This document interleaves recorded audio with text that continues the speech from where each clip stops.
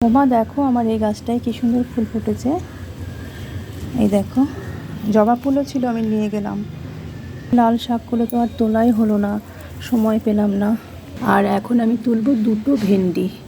এই যে এই ভেন্ডি গাছে দেখো কত সুন্দর ভেন্ডি হয়েছে। তো আমি সিদ্ধ দেব ভাতের মধ্যে, সিদ্ধ করে এই ভেন্ডিটা কিন্তু আমি আজকে খাবো।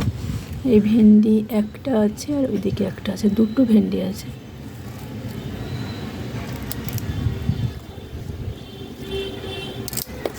এই একটা, ভেন্ডিগুলো এত শক্ত, কাঁচি ছাড়া কাটাই যায় না। আমি ভেবেছিলাম আর কিছুদিন আগে তুলবো, জানো তো, তা আসলে হয়ে ওঠেনি। এটাও কিন্তু অনেকটা বড় হয়ে গেছে। দেখি এটাকে তুলি।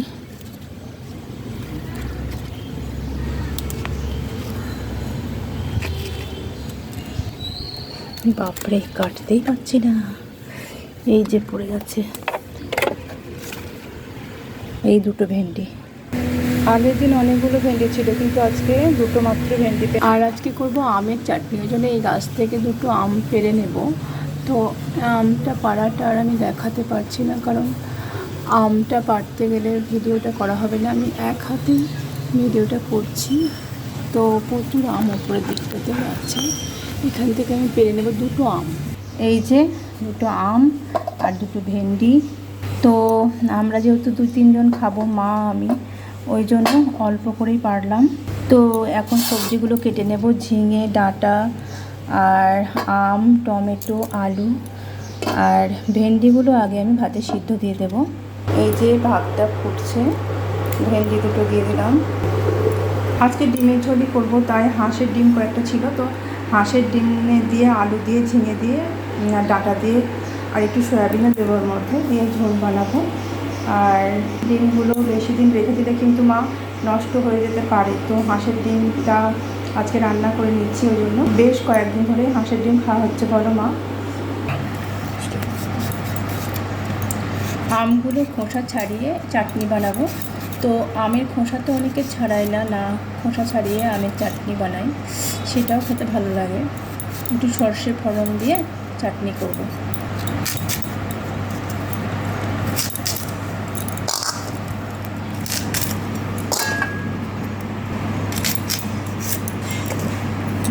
আমের চাটনিটা বসিয়ে দেবো। বসানোর জন্য এখানে দিয়ে দিচ্ছি শুকনো লঙ্কা আর একটু কালো সরষে, একটু তেল দিয়ে দেবো অল্প করে। এরপর একটু হালকা করে ভেজে নিয়ে আমগুলো দিয়ে দেবো।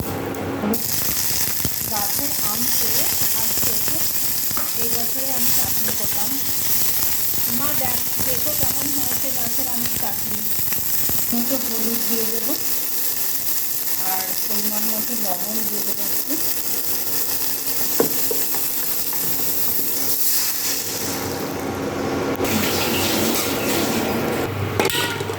ডিমগুলো ছাড়িয়ে দেবো, এটা দিয়ে দিলাম, মেখে নিলাম, কেটে দেবো। বেশ দিয়ে ডিমটাকে ভালো করে ভেজে নেবো।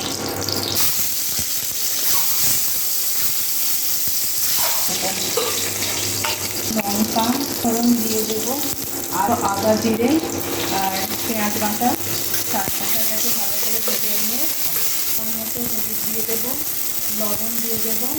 আর যাচ্ছে ওই জন্য একটু সামান্য জল দিয়ে এটাকে ভেজে দেবো, দিয়ে দেবো।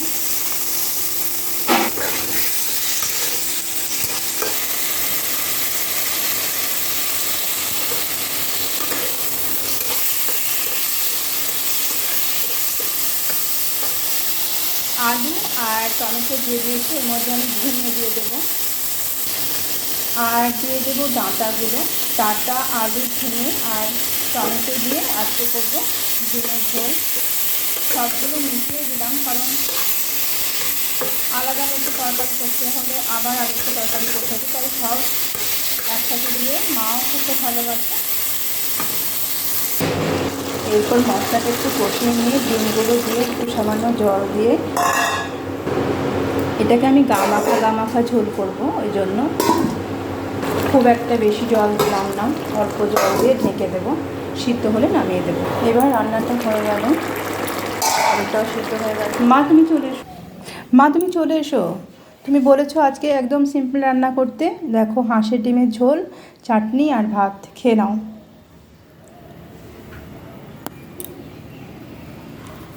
শুরু